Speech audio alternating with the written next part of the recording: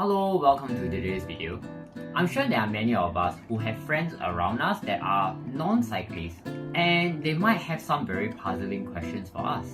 And if you are trying to start your cycling journey and you heard some of these questions, it might also be a little puzzling for you too. So today, let's explore like 5 things that are very weird, very strange and people get wrong on a bicycle.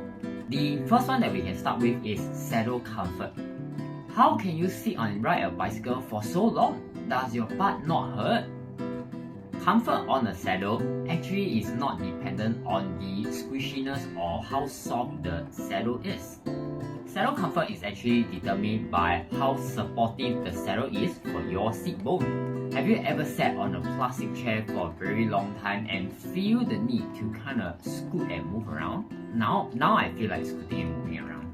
And if you've been sitting on a sofa or something that's very soft for a very long time, don't you also feel the need to relieve your seat bone and basically stand up and take a walk?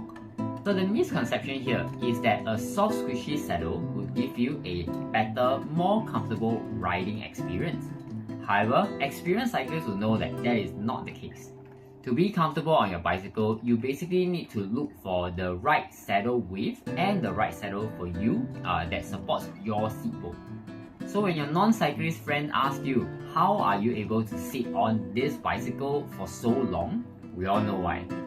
Next, if you're clipped in all the time, won't you fall down when you stop?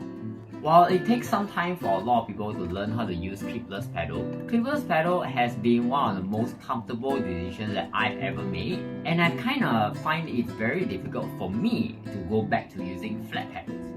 Using clipless pedals basically transforms your whole shoe into a pedal, and it makes the ride a lot more comfortable over longer distances. If you're riding shorter distances or if you're riding a mountain bike trail, you might feel like you have the need to put your foot down and that. Your foot actually slides sideways out of a pedal, and that is how you unclip too. Being clipped in also means that the leg that is in front is able to push down and the leg that's behind is able to pull up. So this motion of pulling up and pushing down at the same time actually gives you extra power to climb up a very steep hill. It could also be a technique for you to pick up speed really quickly.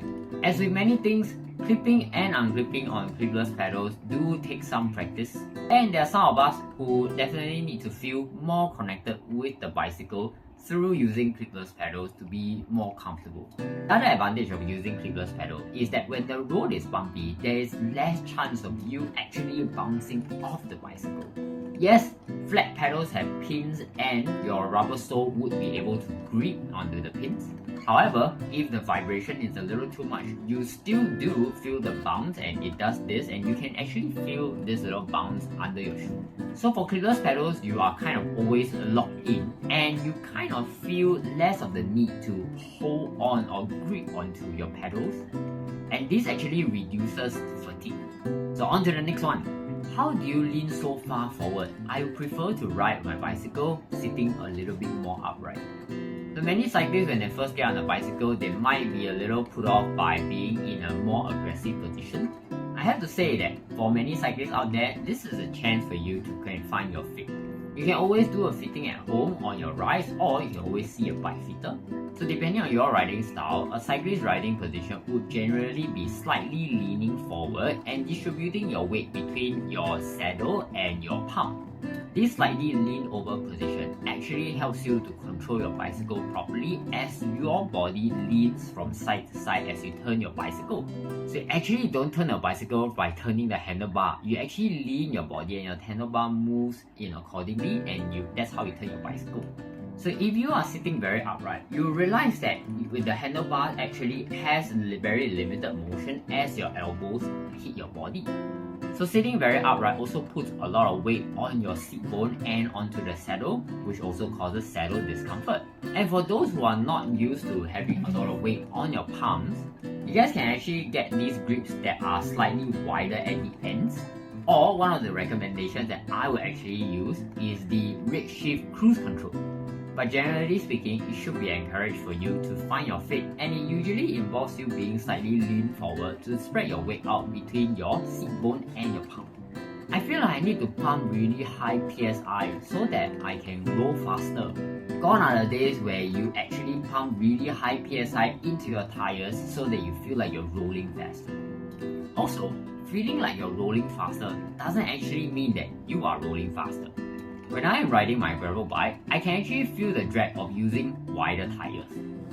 However, with wider tires, I can also feel like there's more grip on the ground, and with the grip, I feel like I'm confident enough to kind of go harder and ride faster.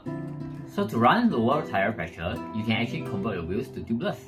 The current trend right now would be using a 32 to 35C tires, and combined with the tubeless system and lower tire pressure, you'll be able to feel like the tires are gripping the ground a lot more, and with that comes the confidence of you being able to ride a little harder and go faster.